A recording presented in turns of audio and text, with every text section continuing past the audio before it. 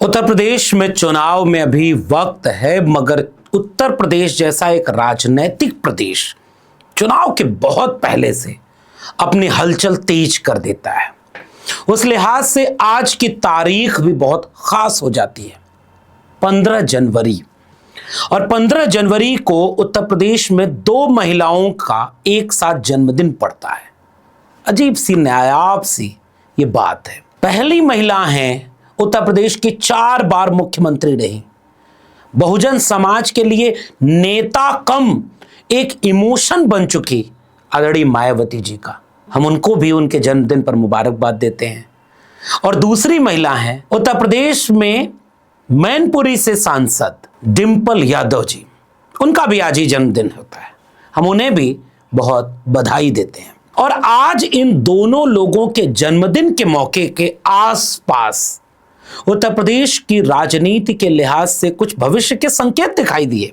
एक तरफ जहां आदरणीय मायावती जी ने प्रेस कॉन्फ्रेंस की, हम उस पर बात करेंगे कि कैसे उन्होंने क्या क्या इशारा किया है और कैसे वो पुरानी कुछ चीजों को फिर से वैसे याद कर रही हैं।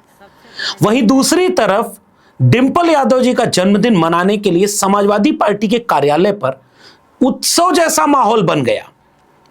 और इन दोनों के बीच में शुरू करें बात एक ट्वीट से। पिछली बार समाजवादी पार्टी के मुखिया अखिलेश यादव जी ने जब बहन जी को बधाई देते हुए ट्वीट किया था तो एक लाइन में बधाई दे दी थी, एक औपचारिक सी सीधी सपाट बधाई। और इस बार जब उन्होंने ट्वीट किया तो गौर से इस ट्वीट को पढ़िए और फिर इससे कयास लगाइए कि आगे इसके क्या क्या निहितार्थ हैं। अखिलेश यादव जी अपने ट्वीट में लिखते हैं कि आदरणीय सुश्री मायावती जी को जन्मदिन के हार्दिक बधाई। उनको स्वस्थ स्वतंत्र जीवन और सार्थक सक्रियता के लिए अनंत शुभकामनाएं। उन्होंने जीवन भर प्रभुत्ववादियों के खिलाफ जाकर शोषित, वंचित, उत्पीड़ित, उपेक्षित व अपमानित समाज के मान, सम्मान और अधिकारों के लिए जो रात दिन अनवरत संघर्ष किया और संविधान विरोधी, गौर से समझिएगा, संविधान विरोधी भाजपा और उनके संगी साथियों को जिस तरह ललकारा वो निरंतर रहे, इस कामना के साथ उनको जन्मदिन के पुनः बधाई। देखिए, राजनीतिक गलियारों में इसके कई अर्थ निकाले जाएंगे, लेकिन अखिलेश यादव जैसा एक राजनीतिक व्यक्ति जिसकी भाषा में इतना संयम, धैर्य, सहनशीलता दिखती है, उन्हें मैं बार बार कहता हूं कि बेईमान पत्रकार को भी ईमानदार बोल करके बेईमान से बड़ा तमगा दे देते हैं, उन्हें अपना जबान खराब नहीं करनी पड़ती है। लेकिन अखिलेश यादव एक सीजन्ड पॉलिटिशियन है। वो उत्तर प्रदेश में बीजेपी के सामने सबसे बड़ी चुनौती बने हुए हैं। 2024 के लोकसभा चुनाव में उन्होंने बीजेपी को पूर्ण बहुमत में आने से रोक दिया, पीडीए बना करके। संविधान के नैरेटिव पर उत्तर प्रदेश ने 43 सीटों पर बीजेपी को हरा दिया और उसके बाद से पीडीए समाज यानी पिछड़ा, दलित, अल्पसंख्यक, आधी आबादी, आदिवासी सब मिला करके जो 90% कमेरा है, 90% आवाम है, उसके साफ तौर पर पैरोकारी करने की अपनी पॉलिटिक्स पर खड़े हैं। ये वो समाजवादी पार्टी नहीं है जो कभी जिलों का नाम बदलती थी, प्रमोशन रिजर्वेशन का बिल फाड़ती थी या बाबा साहब का नाम नहीं लेती थी। ये वो बदली हुई अखिलेश यादव की समाजवादी पार्टी है जो अखिलेश यादव जी के सामने पूरे प्रदेश में माननीय कांशी राम की जयंती मनवाती है। पूरे प्रदेश में बहुजन महापुरुषों के पोस्टर, बैनर, जयंती समारोह, विचार, पीडीए, सब कुछ उनके साथ चल रहा है। तो ये ट्वीट बहुत दूर तक अर्थ देता है। फिर दूसरा इसका अर्थ क्या है कि भारतीय जनता पार्टी और उनके संगी साथी ये पीडीए समाज के खिलाफ खड़े हैं और संविधान विरोधी हैं। ये तो साबित भी हो रहा है। उन्होंने अपना एक पैगाम भी दे दिया। आदरणीय मायावती जी को बड़ी हैं वो उम्र में, आपको ये तस्वीरें याद होंगी 2019 के चुनाव में जब 1993 का इतिहास दोहराया गया था, मिले मुलायम कांशी राम। बीच में मैं फिर से रोक के आपको कहता हूं कि मेरी जो अभी किताब प्रकाशित हुई है ना, जाति जनगणना, ये वाली, इसको पढ़िएगा जरूर। इसमें तो पूरा एक चैप्टर ही है बहुजन समाज की पॉलिटिक्स, मंडल आंदोलन, मंडल के खिलाफ कैसे कमंडल आया, कैसे बीजेपी ने मंडल के आड़ में कैसे समर्थन वापस लेने के लिए कमंडल का रथ निकाला, रथ पकड़ा गया, और दूसरी तरफ बाबरी मस्जिद का विध्वंस करवा दिया बाद में, और उसके बाद भी मिले मुलायम कांशीराम और बीजेपी को हरा दिया। वो बहुजन एका बनी थी। और मैंने बहुत विस्तार से अपनी किताब में एक चैप्टर लिखा है, लिंक नीचे मिल जाएगा, किताब जरूर पढ़िएगा, समझदारी आपको साफ होगी इतिहास के तथ्यों के साथ। तो ये जो लड़ाई लड़ी गई है संविधान की और मंडल कमीशन की, इसे लड़ने वाले बहुजन समाज के ये नेता थे, और उसे इतिहास को दोहराया था 2019 की इस तस्वीर ने, जब अखिलेश यादव जी ने बुआ और बबुआ एक हुए हैं, इस बात को एक इनिशिएट किया और आदरणीय मायावती जी ने उसे एक बड़ा दल दिखाते हुए एक बड़े गठबंधन की तरह बनाया। फिर गठबंधन चुनाव के बाद अचानक टूट गया, लेकिन गठबंधन का परिणाम क्या निकला पता है? साल 2014 में समाजवादी पार्टी के 5 सांसद, बसपा 0। साल 2019 के गठबंधन के बाद समाजवादी के 5 सांसद, बसपा 10। साल 2024 में फिर अलग अलग लड़े, समाजवादी पार्टी के 37 सांसद, बसपा 0। मैं ये नहीं कह रहा हूं, राजनीति है, कभी भी कोई जीत सकता है, कोई हार सकता है। सपा भी कितना 3-4 लोग बचे थे संसद में, एक समय वो भी था समाजवादी पार्टी का। रामपुर और आजमगढ़ हार गई थी सपा। आगे भी चुनाव है, कोई भी जीत सकता है, कोई भी हार सकता है। लेकिन आदरणीय मायावती जी ने आज जब प्रेस कॉन्फ्रेंस की तो फिर से उन्होंने वही सारे इतिहास दोहराए कि गठबंधन का फायदा बीएसपी को नहीं मिलता है। ये एक परिणाम मैंने बताया। और बहन जी चूंकि बड़ी नेता हैं, देखिए अखिलेश यादव जी ने जो ट्वीट किया है उसमें एक पैगाम है कि भाजपा और उनके संगी साथी लोग इस पीडीए यानी बहुजन समाज के सबसे बड़े दुश्मन है। इस बहुजन समाज के सबसे बड़े दुश्मन को रोकने के लिए जो लड़ाई आदरणीय बहन जी ने वंचितों, शोषितों, उत्पीड़ितों के हक के लिए लड़ी थी, उस लड़ाई को फिर से लड़ने का बिना डरे, बिना समझौता किए, बिना पीछे हटे वापस लड़ने का सही वक्त आ गया है। क्योंकि 2027 में अगर बीजेपी फिर से यूपी जीत गई तो उसके बाद इस देश में न तो संविधान बचेगा, न लोकतंत्र बचेगा, न जो अधिकार आपको पीडीए समाज को मिले वो कुछ भी बचने वाले। सपा बसपा बचेगी नहीं बचेगी ये बाद का प्रश्न है। इस देश में गुलामी वापस आ जाएगी, ये चुनाव आपके सामने है।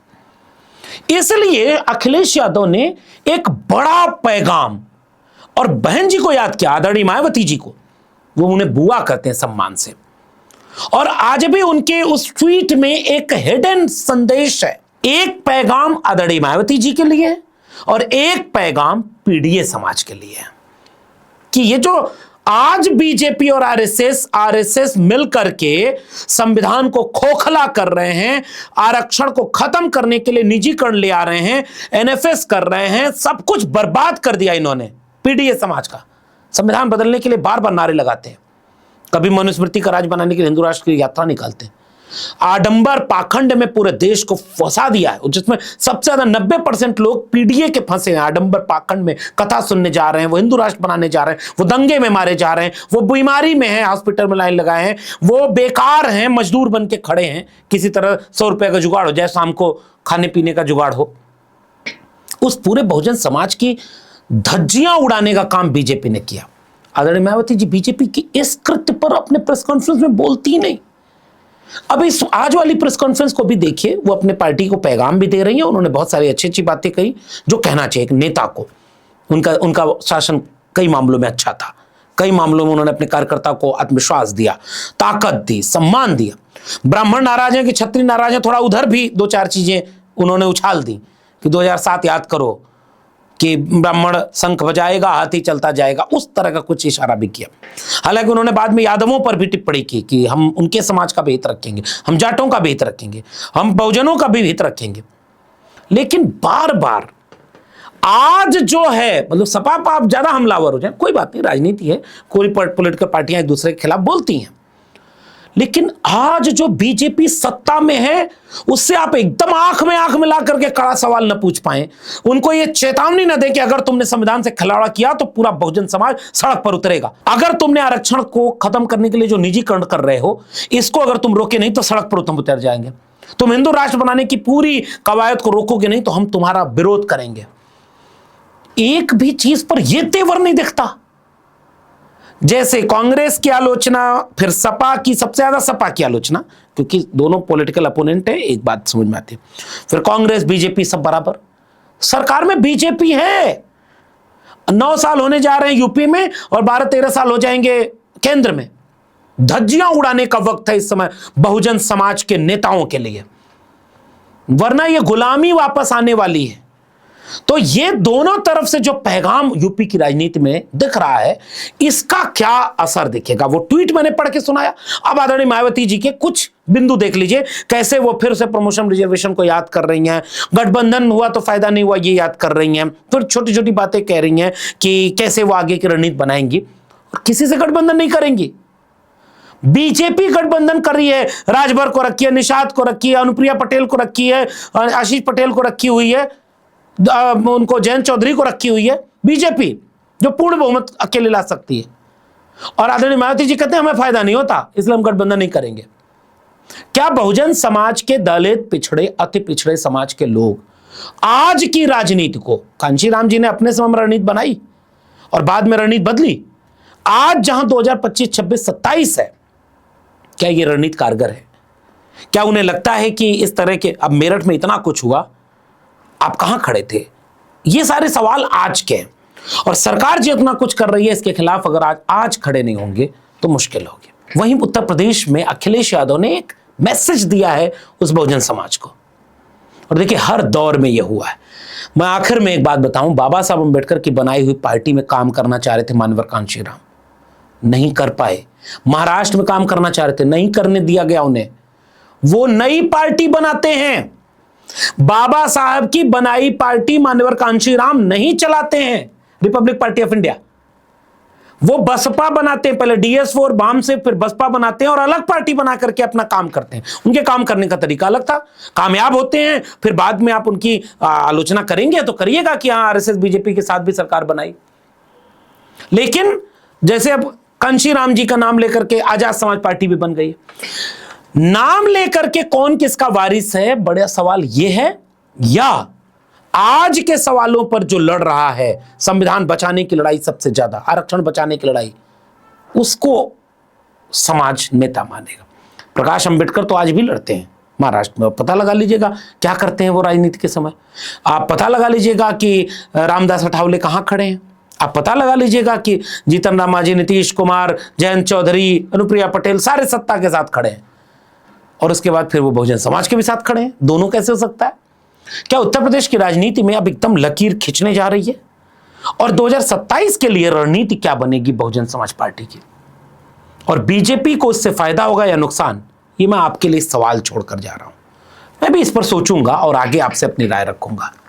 लेकिन जो पैगाम डिंपल जी ने, आपको जाते जाते एक तस्वीर दिखाता हूं। डिंपल जी ने मायावती जी के पैर छुए, और उसी मंच पर आकाश आनंद खड़े थे, उन्होंने मुलायम सिंह यादव जी का पैर नहीं छुआ। बाकी मैं आपके ऊपर छोड़ देता हूं। बुआ बबुआ एक हुए थे, गठबंधन कैसे टूटा, 0 से 10 सांसद पहुंचने के बाद पता भी नहीं चला। ये कांटे से कांटा निकाला गया था। और फिर मैं कह रहा हूं, जाति जनगणना वाली भी मेरी किताब पढ़िएगा, उसमें भी कांटे से कांटा निकालने वाली कहानी मैंने लिखी है। सुनिए वो नेता कौन था कांटे से कांटा निकालने वाला। मायावती की सरकार बनाना सिद्धांत के साथ समझौता नहीं? जी नहीं, हम मुलायम सिंह की सरकार से मुक्ति चाहते थे, हमने समर्थन किया। उस बीएसपी से समझौता कर लिया, उस मायावती को मुख्यमंत्री बना दिया उत्तर प्रदेश का। बड़ी बुराई से लड़ने के लिए हमने छोटी बुराई से समझौता किया।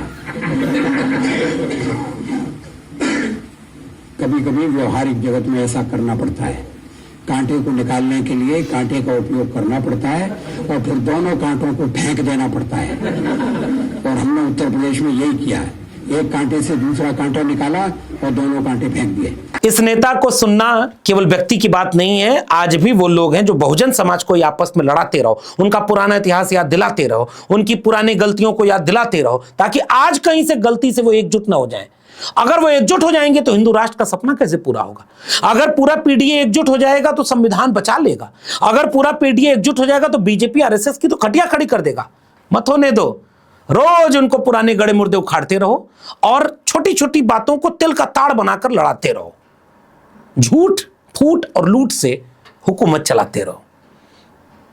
आप क्या कहते हैं, क्या ये कामयाब होगी साजिश या उत्तर प्रदेश में बदलाव होगा? अपनी टिप्पणी नीचे कमेंट बॉक्स में जरूर दीजिएगा। फिलहाल इस वीडियो में इतना ही। मेरा विश्लेषण कैसा लगा इससे आप सहमत असहमत हो सकते हैं, अपनी टिप्पणी नीचे जरूर दीजिएगा। फिर मिलेंगे, तब तक मेरे चैनल को सब्सक्राइब नहीं किया तो जाते थे चैनल को सब्सक्राइब करना मत भूलिएगा। बेल आइकॉन एंड घंटी बटन दबाएंगे तो अगली वीडियो की सूचना मिलेगी। ज्वाइन करेंगे तो हमें ताकत और हिम्मत मिलेगी। अगर आप इस वीडियो को ट्विटर यानी एक्स या फेसबुक पर देख रहे हैं तो डॉक्टर लक्ष्मण यादव को फॉलो करना मत भूलिएगा। फिर मिलेंगे, तब तक के लिए बहुत बहुत धन्यवाद।